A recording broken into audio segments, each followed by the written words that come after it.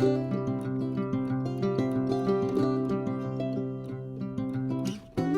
guys, welcome back to Semojo Homestead. We have a couple tasks we need to get done on the homestead today that we thought we would bring you along for.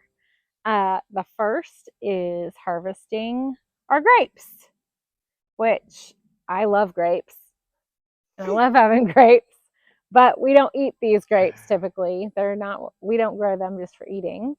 So we'll share with you what we like to do with our grapes in the homestead. Yeah, the other thing that we have to get harvested is elderberry. Yes. So both of these things, the birds have started to kind of pick at them, which I use that as the indicator that they're ready to pick. So there's also, we've been trying to hold off as long as possible on harvesting these things, which we can get into that later also. But we're going to go ahead and get these grapes off the vine and work on getting some elderberry for elderberry syrup. Yes. So our grapes did not do as well this year as they have in years past. I think some of it has been just the heat has really taken a toll on the vines and the production. But two, a lot of our vines just have not fared well over the last couple of years. It's kind of been in slow decline. As I'm picking these things, I am really watching for wasps and bumblebees, because they are definitely in these, because some of these have gotten a little overripe. But that happens because you want to wait until the majority of the clump is ripe, which means those first ones that ripened up are going to be overripe by the time the rest of them catch up. So yeah, we don't have nearly as many grapes as we typically do, or as we've had in the past. And that is, not that big of a deal to me, because I think we still have enough to do what we want to do with them. So if you guys can see all of these black spots on them, that's insect damage when they first started coming out.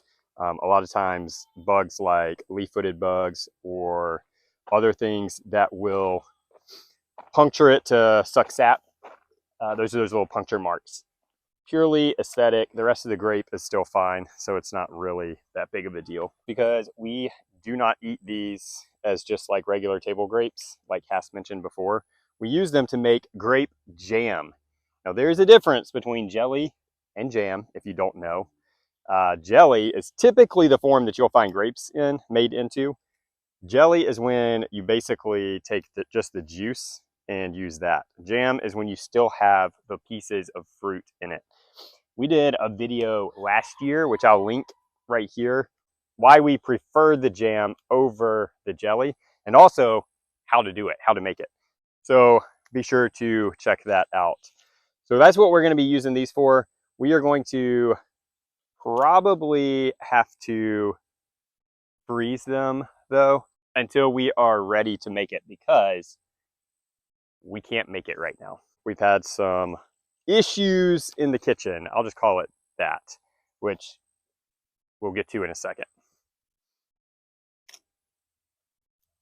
I do not remember what type of grapes we planted. I know that we did kind of a 50-50 split between white grapes and red, which a lot of times people will call those green and purple. But it looks like, based on what is producing, pretty much all the white ones have survived over the years. The red ones are the ones that we've lost, which I'm not sure why. Kind of curious, but these are so good though. The one drawback to these is they do have seeds, so you got to contend with those. But these are slip skin, which means the skin slip right off, kind of like a muscadine, but that is exactly what you need for grape jam. Check these things out. Okay, so we have 2 elderberry trees on our property, and 2 of them have proven to be much more than we need. We do not have a problem sharing them with the birds, because we literally have never harvested every single cluster, and we've always had more than enough elderberries to get us enough elderberry for the syrup. Because we only use it when we have to, so that we know we can get through the year with enough elderberry syrup for cold and flu season. We are harvesting the elderberries today. As Jeremy said, we cannot make our syrup today. Our stove actually, well, our oven hasn't been working for a couple of months. So I've been doing all of our baking in a roaster, which it works for some things and doesn't work for others. It's been a little bit difficult functioning as a homesteader without an oven. So, 4th of July came, Home Depot had these amazing sales. We went and got a new oven. Our system is propane. We were told in Home Depot, short people struggles here trying to get these elderberry. But we were told in Home Depot that it would not be a problem, that there would be a conversion kit attached to the back of the stove, and that when they came and delivered the stove, they would be able to hook it up for us. Their installers would have no problem hooking them up. So the installers came, saw our oven, saw that it was propane and not natural gas, said we can't touch this. Jeremy had to unhook the old one in order for them to even haul it off. I have a brand new oven and stove sitting in my kitchen without a conversion kit. They didn't send us the conversion kit, and not hooked up.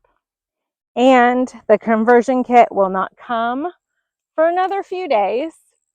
And then our propane place didn't have an opening until Thursday to come hook it up.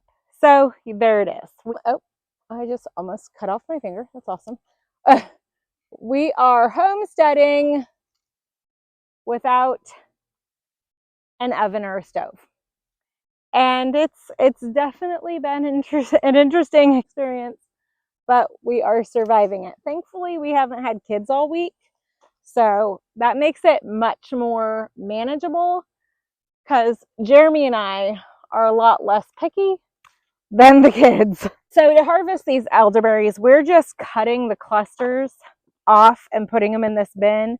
And then the way we have found that is the best for harvesting these, because they're kind of a pain to get off. You obviously don't want to pick off each individual berry. That's very time consuming. But we have found that if you freeze the berries and then put them in like a bag or a deep bowl or a bucket, you can just shake them once they're frozen, and the berries will just fall off these clusters. So that's a very efficient and quick way to get these berries off of this cluster and not spend a bunch of time. Also, these berries do dye anything that they touch. So the more you're handling them, the more you're going to have purple hands. All right, so we are going to get those in the freezer so that we can deal with them when we have a stove. Yes. Hopefully. Soon. By the end of this week. Hopefully. It has been a challenge for sure. Like that has been, it's pushing our creativity. Yes. Yeah. To say the least.